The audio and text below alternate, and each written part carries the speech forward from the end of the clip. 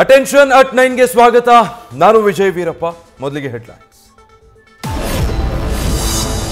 ಧರ್ಮಸ್ಥಳದಲ್ಲಿ ಶವಗಳನ್ನು ಹೂತಿಟ್ಟ ಆರೋಪ ಕೇಸ್. ಇವತ್ತು ಸ್ಪಾಟ್ 11-12ರಲ್ಲಿ ನಡೆಯಲಿದೆ ಶೋಧ ಕಾರ್ಯ. ಒಂದು ದಿನದ ಬ್ರೇಕ್ ಬಳಿಕ ಮತ್ತೆ ಕಾರ್ಯಾಚರಣೆಗೆ ಇಳಿಯಲಿರುವ ಎಸ್ಐಟಿ.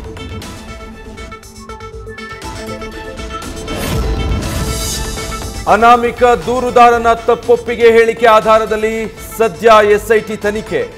ಈಗ ಮತ್ತೊಬ್ಬ ದೂರುದಾರ ದಿಢೀರ್ ಪ್ರತ್ಯಕ್ಷ. ಶನಿವಾರ ಬೆಳ್ತಂಗಡಿ ಎಸ್ಐಟಿ ಕಚೇರಿಗೆ ಬಂದು 15 ವರ್ಷಗಳ ಹಿಂದಿನ ಕೇಸ್ ಒಂದರ ಬಗ್ಗೆ ಜಯಂತ್ ಟಿ ಎನ್ನುವವರ ದೂರು. ಕೈದಿ ನಂಬರ್ 15528ಗೆ ಇನ್ಮೇಲೆ ಸಿಗಲ್ಲ ಮನೆಯೂಟ. ಸಜಾ ಕೈದಿ ಪ್ರಜ್ವಲ್ ರೇವಣ್ಣಗೆ ಮನೆಯೂಟ, ಬಟ್ಟೆ ಕೊಡೋದಕ್ಕೆ ಬ್ರೇಕ್. ಎಡಿಜಿಪಿ ದಯಾನಂದ್ ಸೂಚನೆಯಂತೆ ಪಕ್ಕಾ ನಿಗಾ ವಹಿಸುತ್ತಿರುವ ಕಾರಾಗೃಹ ಸಿಬ್ಬಂದಿ. ನಟಿ ರಮ್ಯಾಗೆ ಅಶ್ಲೀಲ ಸಂದೇಶ ಕಳುಹಿಸಿದ್ದ ಕೇಸ್. ಮತ್ತೋರ್ವ ಆರೋಪಿ ಅರೆಸ್ಟ್. ಬಂಧಿತರ ಸಂಖ್ಯೆ 3ಕ್ಕೆ ಏರಿಕೆ. ಇನ್ಸ್ಟಾಗ್ರಾಂಗೆ ಬರೆದ ಪತ್ರಕ್ಕೆ ಉತ್ತರ ಬಂದ್ರೆ ಇನ್ನಷ್ಟು ಜನರಿಗೂ ಸಂಕಷ್ಟ ಸಾಧ್ಯ. ಪಶ್ಚಿಮ ಘಟ್ಟಗಳಲ್ಲಿ ಮಳೆಯ ಅಬ್ಬರ.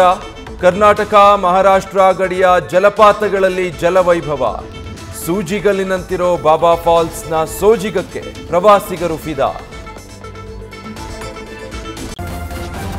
ನ್ಯೂಸ್ ಫಸ್ಟ್, ನಿರ್ಭೀತಿಯಿಂದ ನಿಮ್ಮ ಪರವಾಗಿ.